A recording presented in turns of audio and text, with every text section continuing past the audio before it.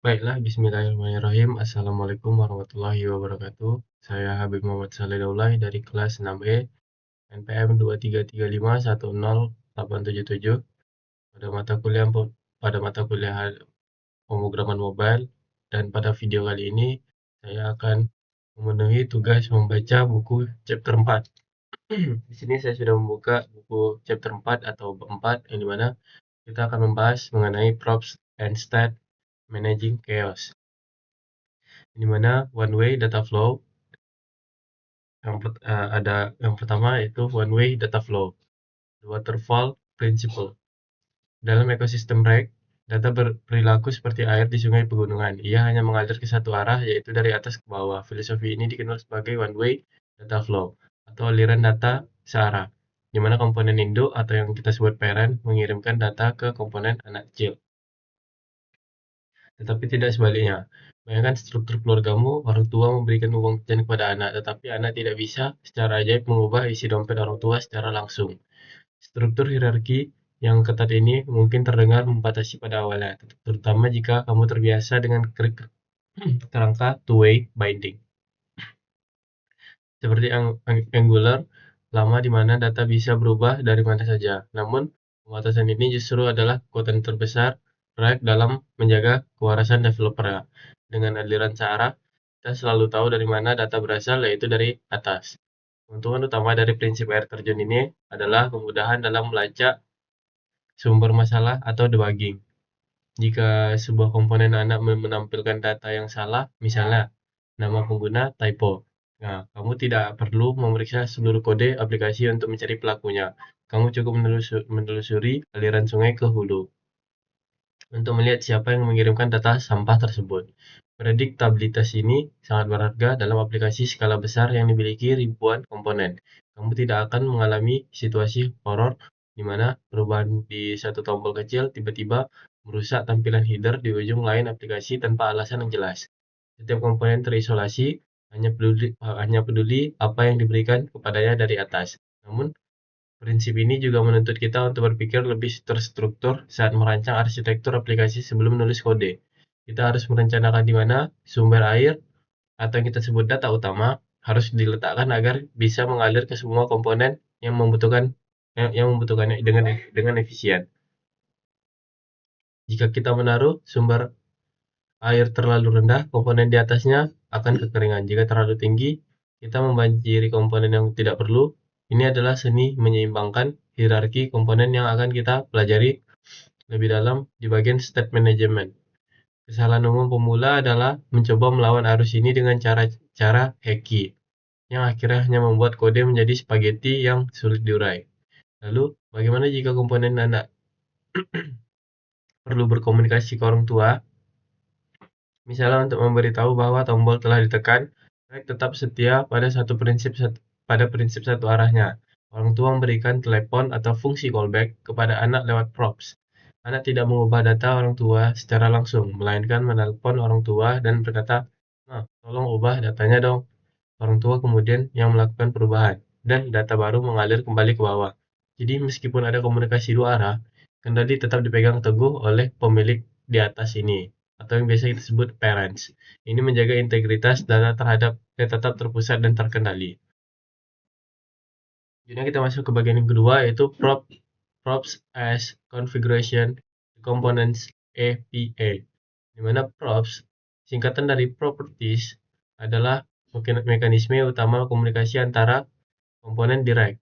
Berfungsi mirip dengan argumen dalam sebuah fungsi matematika. Jika komponen adalah sebuah mesin pabrik, maka props adalah panel tombol pengaturan yang menentukan bagaimana mesin itu bekerja. Bayangkan kamu membuat sebuah komponen dengan tombol bernama custom button. Tanpa props, tombol itu akan selalu berwarna biru dan bertuliskan klik saya selamanya. Yang tentu saja sangat tidak berguna. Dengan props, kita bisa menyuntikkan variasi, kita bisa mengirimkan color, red, dan title hapus dari luar. Membuat satu komponen yang sama bisa merubah wujud sesuai kebutuhan.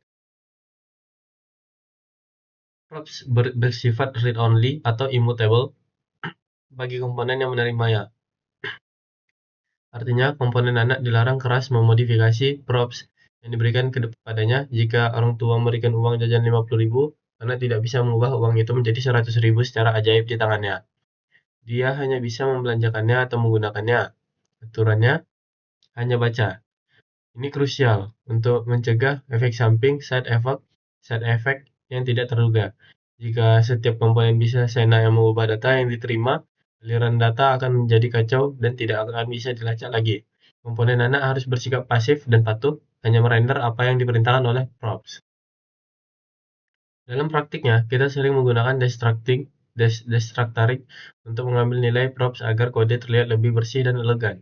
Alih-alih menulis props.title, props.color, dan props.onPrice berulang-ulang, kita bisa langsung membongkar paket tersebut dari parameter fungsi cons custom button sama dengan buka kurung kurawal title, color, onPrice, tutup kurung kurawal, tutup kurung sama dengan titik. Teknik ini juga memudahkan kita untuk melihat sekilas data apa saja yang dibutuhkan oleh sebuah komponen tanpa harus membaca seluruh isi kodenya. Di dunia TypeScript, kita bahkan mendefinisikan kontak props ini menggunakan interface, sehingga kita tidak akan pernah lupa mengirimkan data wajib. Komponen butuh title, tapi kita lupa memberikannya. Editor kode akan langsung berteriak memberi peringatan merah. Salah satu fitur powerful dari props adalah kemampuannya menerima apa saja, bukan hanya data teks atau angka, tetapi juga komponen lain atau bahkan fungsi. Konsep children props memungkinkan kita membuat komponen pembungkus seperti card atau layout yang bisa diisi dengan konten apa saja di dalamnya. Kita bisa menulis card teks hello, teks card, atau card image source card.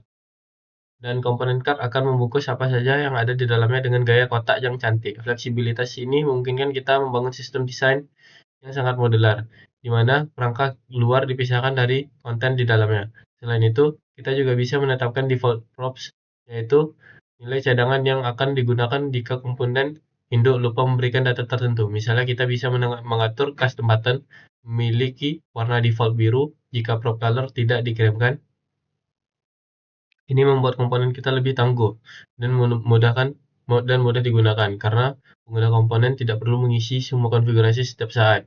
Di Rect Modern, ini cukup dilakukan dengan memberikan nilai default pada parameter fungsi buka kurung kurawal, color sama dengan blue.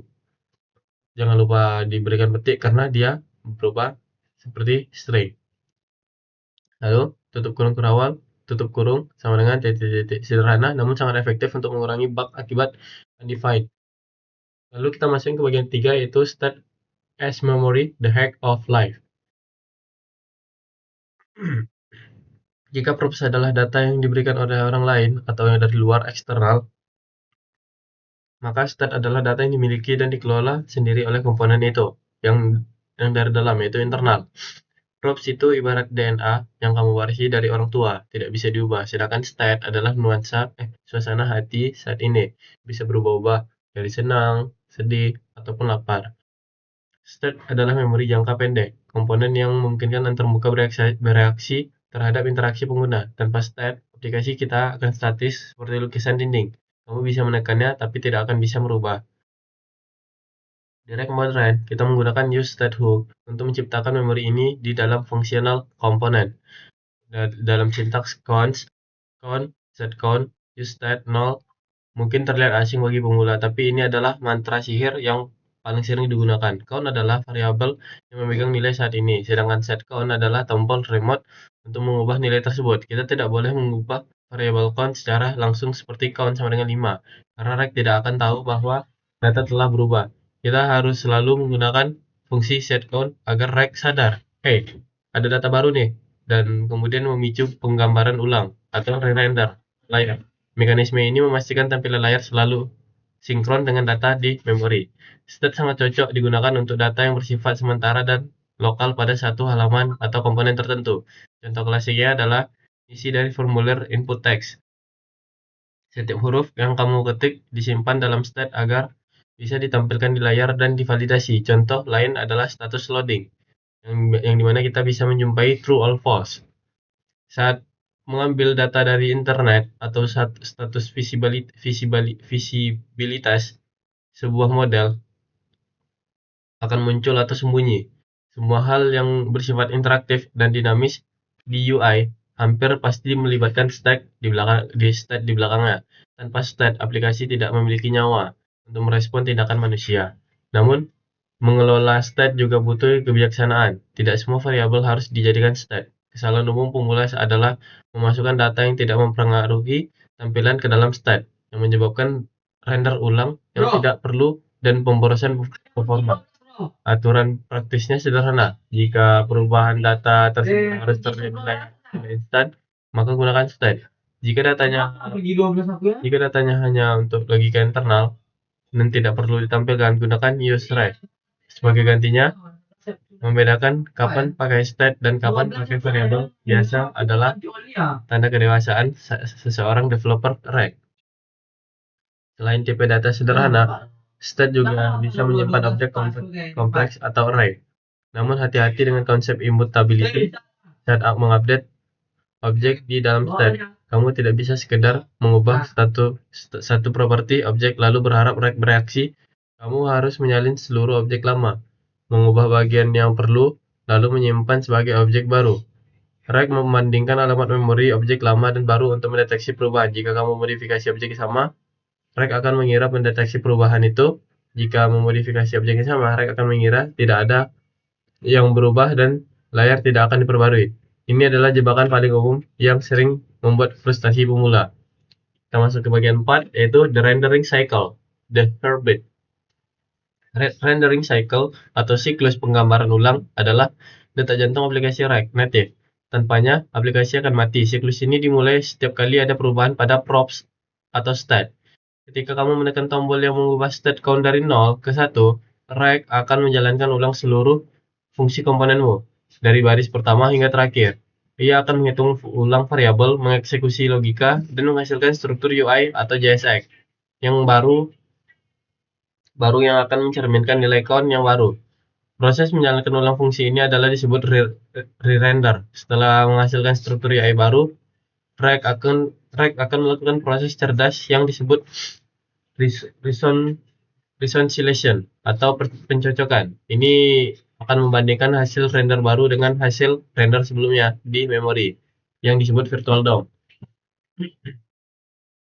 Reg mencari perbedaan sekecil apapun, tapi di tombol di sebelahnya tidak berubah. Setelah menemukan perbedaan, reg hanya akan memerintahkan sistem operasi untuk memperbarui bagian yang berubah itu saja. Efisiensi inilah yang membuat reg native sangat terasa cepat. Ia tidak menggambar ulang seluruh layar secara membabi buta, melainkan melakukan operasi bedah mikro yang presisi. Namun siklus render ini bisa menjadi pedang bermata dua jika tidak dikelola dengan hati-hati. Jika sebuah komponen melakukan render terlalu banyak, aplikasi akan terasa berat, baterai HP cepat habis, dan animasi menjadi patah-patah. Bahaya terbesar adalah infinite loop atau perulangan tak terbatas. Ini terjadi jika kamu memanggil fungsi pengubah state seperti setCount langsung di dalam tubuh komponen tanpa pemukus event handler atau use effect. Hasilnya render, ubah state, render lagi, ubah state, dan seterusnya sampai aplikasi crash atau HP freeze. Untuk mencegah pemborosan render, reg menyediakan alat optimasi seperti reg memo. Alat ini membungkus komponen dan memberikan instruksi, hey, kalau props yang kamu terima tidak berubah, jangan render ulang ya. Pakai saja hasil yang tadi. Ini sangat berguna untuk komponen dan Emberad yang sering menerima props yang sama berulang-ulang. Namun jangan gunakan memo di semua tempat secara membabi buta, karena proses pengecekan props itu sendiri juga memakan biaya komputasi. Gunakanlah hanya pada komponen yang terbukti sering melakukan render ulang yang tidak perlu. Selain itu, memahami dependensi dalam use effect juga krusial untuk mengontrol siklus render. Use effect adalah tempat kita menaruh efek samping dan array dependensinya untuk menentukan kapan efek itu dijalankan. Jika kita salah menaruh variabel state ke dalam array dependensi, kita bisa memicu siklus fetch render fetch yang tiada henti. Selalu periksa peringatan di terminal atau editor kodemu. Reg biasanya sangat pintar mendeteksi potensi infinite loop dan akan memberitahumu sebelum terlambat. Kita masuk ke bagian 5, yaitu lifting state up Sharing is caring. Seringkali kita menemukan situasi di mana dua komponen yang bersaudara perlu mengakses data yang sama. Contoh klasiknya, kamu punya komponen header yang menampilkan jumlah barang di keranjang, dan komponen product list di mana tombol beli berada. Ketika tombol beli ditekan di product list, angka di header harus bertambah. Masalahnya, karena aliran data write bersifat satu arah ke bawah, product list tidak bisa mengoper data langsung ke samping, ke header. Mereka seperti dua tetangga yang temboknya terlalu tinggi, tidak bisa saling melempar barang. Solusi arsitektural untuk masalah ini disebut lifting state up, atau mengangkat state ke atas. Idenya sederhana, jika dua anak butuh mainan yang sama, orang tua mereka lah yang harus memegang mainan itu. Kita memindahkan state ke count dari komponen product list naik ke komponen induk bersama mereka. Setelah state berada di home screen, induk bisa membagikan data tersebut ke dua anaknya melalui props. Header mendapat data angkanya, count, dan product list mendapatkan fungsi untuk mengubahnya atau set count. Dengan pola ini, home screen bertindak sebagai pusat kebenaran. Product list tidak lagi memiliki state sendiri. Ia hanya menjadi pemicu aksi saat tombol ditekan. Ia memanggil fungsi memilih induk memperbarui state, lalu data baru mengalir turun ke header dan product list secara bersamaan. Kedua komponen pun sinkron dengan sempurna. Pola ini menjaga konsistensi data karena hanya ada satu sumber data yang valid, yaitu di komponen induk. Tidak ada risiko data atau keranjang di header. Berbeda dengan data list, namun teknik lifting state up memiliki batas kewajaran. Jika kita mengangkat state terlalu tinggi, misalnya sampai ke komponen paling atas aplikasi, kita akan mengalami masalah yang disebut prop drilling. Ini terjadi ketika kita harus mengoper data melewati 5-6 lapisan komponen yang sebenarnya tidak butuh data tersebut, hanya untuk menyampaikannya ke komponen di ujung bawah. Ini seperti main pesan berantai yang melelahkan dan rentan kesalahan. Jika kamu merasa tanganmu pegal mengetik props yang sama di banyak file, itu tanda bahwa kamu sudah berlebihan menggunakan teknik ini. Untuk kasus di mana prop drilling sudah terlalu parah, kita akan beralih ke solusi Global State Management yang akan dibahas di bab 10. Namun, interaksi lokal antar komponen yang berdekatan, lifting state up adalah solusi yang paling bersih, sederhana, dan rack banget. Jangan buru-buru menggunakan library tambahan yang berat. Jika masalahnya bisa diselesaikan hanya dengan memindahkan satu baris use state ke komponen induk, kesederhanaan adalah kunci maintainability. Lanjut, kita masuk yang ke-6, yaitu integrasi keislaman, the balance of destiny. Dalam bab 4, kita bergulat dengan dua konsep, yaitu indirect native props diterima dari luar, dan state data internal yang tidak bisa kita ubah. Dinamika antara keduanya mencerminkan keseimbangan teologis yang sangat indah dalam kehidupan seorang muslim, yaitu antara koda dan qadar dan ikhtiar. Koda, qadar, dan ikhtiar. Satu, props. Konsep koda dan qadar. Direct, sebuah komponen menerima props dari induknya. Komponen tersebut bersifat read-only terhadap props. Ia tidak bisa memprotes atau mengubah props tersebut secara langsung. Ia hanya bisa menerima dan merender tampilan berdasarkan apa yang diberikan. Ini adalah analogi sempurna untuk koda dan qadar. Ada aspek-aspek dalam hidup kita yang merupakan props dari Allah Subhanahu wa taala. Siapa orang tua kita, di mana kita lahir, warna kulit, dan fisik kita. Kita tidak memiliki akses state-nya untuk hal-hal ini. Sikap kita terhadap props ilahi ini haruslah ridho, penerimaan tulus, dan tidaklah patut bagi laki-laki yang mukmin dan tidak pula bagi perempuan yang mukmin apabila Allah dan Rasulullah telah menetapkan suatu ketetapan. Akan ada bagi mereka pilihan tentang urusan mereka. Seorang komponen atau hamba yang baik tidak akan crash atau error saat menerima props yang sulit, melainkan tetap menampilkan UI atau akhlak terbaik sesuai dengan apa yang diberikannya. 2. State dan konsep ikhtiar. Jika props adalah takdir, maka state Maka state adalah wilayah ikhtiar. State adalah data lokal yang dikendalikan sepenuhnya oleh komponen itu sendiri. Kita menggunakan useState untuk merespon interaksi, mengubah nilai, dan menentukan nasib tampilan komponennya tersebut. Islam mengajarkan bahwa meskipun takdir ada, manusia wajib berikhtiar untuk mengubah keadaannya sendiri. Sesungguhnya Allah tidak akan mengubah keadaan sesuatu kaum sehingga mereka mengubah keadaan yang ada pada diri sendiri. Dalam Quran Surat Ar-Ra'd ayat 11. Dalam coding, kita belajar bahwa UI tidak akan berubah kecuali kita memanggil state. Dalam hidup, nasib kita tidak akan berubah menjadi lebih baik kecuali kita melakukan inisiatif amal saleh. Kita memiliki kendali penuh atas state hati dan state amal kita. Yang ketiga ada one way, data flow, dan adab hierarki. Aliran data satu arah atau top down mengajarkan keteraturan. Data mengalir dari komponen induk parent ke komponen anak child. Anak tidak bisa sembarangan memutasi data induk. Jika anak butuh sesuatu, ia harus meminta melalui fungsi callback yang disediakan induk. Ini mencerminkan adab kepada orang tua dan pemimpin. Dalam Islam, keteraturan sosial terjaga ketika hierarki dihormati. Seorang anak wajib menghormati orang tua dan tidak boleh melampaui batas wewenangnya. Ridho Allah tergantung pada ridho orang tua, dan murka Allah tergantung pada murka orang tua. Sistem RAG akan menjadi kacau atau chaos jika aliran datanya tidak disiplin. Demikian pula kehidupan akan menjadi kacau jika ada antara pemimpin atau parent dan yang dipimpin atau child dilanggar. RAG native mengajarkan kita bahwa ketaatan pada struktur aliran data membawa kestabilan aplikasi, bagaimana ketaatan pada syariat membawa kestabilan hidup. Masuk ke bagian terakhir yaitu rangkuman. Berikut ini adalah rangkuman esensial bab 4 Props and State Managing Chaos yang membahas bagaimana data dikelola dan mengalir dalam aplikasi. Yang pertama ada one way data flow, prinsip air terjun.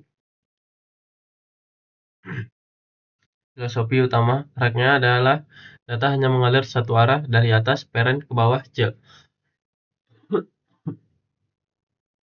Predictability-nya, komponen tidak bisa secara ajaib mengubah data orang tua. Ini membuat pelacakan bug menjadi mudah. Jika ada data salah di bawah, sumbernya pasti dari atas. Komunikasi balik, yang dimana jika anak perlu melapor ke orang tua, mereka harus menggunakan fungsi callback yang dikirim melalui props. Tolong ubah datanya dong. Yang kedua ada props, konfigurasi eksternal. Props adalah data yang diberikan pada komponen, dimana yang pertama ada read only, sifatnya immutable. Komponen penerima dilarang keras mengubah props yang diterima. Yang kedua ada analogi, props seperti parameter fungsi atau konfigurasi pabrik. Tombol color sama dengan red akan tetap merah kecuali induknya mengirim warna baru. Yang ketiga ada state, yang dimana berupa state yaitu memori internal. State adalah yang dimiliki dan dikelola sendiri oleh komponen. Yang dimana ada use state hook, mantra untuk membuat memori lokal, codes, count, set count, use state null. Lalu ada re-render trigger. Berbeda dengan variabel biasa, mengubah state via set akan memberitahu RAG untuk menggambar ulang re-render tampilannya agar sinkron dengan data baru. Gunakan state hanya untuk data yang perubahannya harus terlihat di layar. Lalu yang keempat ada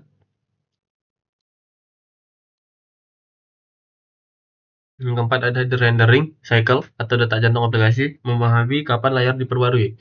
Pertama ada proses state berubah, RAG menjalankan ulang fungsi komponen, lalu RAG membandingkan hasil lama dan baru yang disebut diving. RAG memperbarui hanya bagian yang berubah di layar HP. Lalu ada bahaya, hati-hati dengan infinite loop yang bisa membuat aplikasi macet total. Yang terakhir ada live thing state up, solusi tetangga, bagaimana dua komponen sejajar siblings berbagi data. Masalahnya, komponen A tidak bisa mengoper data langsung dari ke komponen B di sebelahnya karena tembok terlalu tinggi. Lalu solusinya pindahkan atau kita angkat state tersebut ke parent, mereka bersama. Parent memegang data lalu membagikannya ke A dan B melalui props. Parent menjadi sumber kebenaran. Demikian akhir dari eee, tugas membaca buku chapter 4 kita. Saya mohon maaf bila ada kata-kata yang sulit dicerna atau yang berantakan. Mungkin saya akhiri, wabillahi taufik wal hidayah. Wassalamualaikum warahmatullahi wabarakatuh.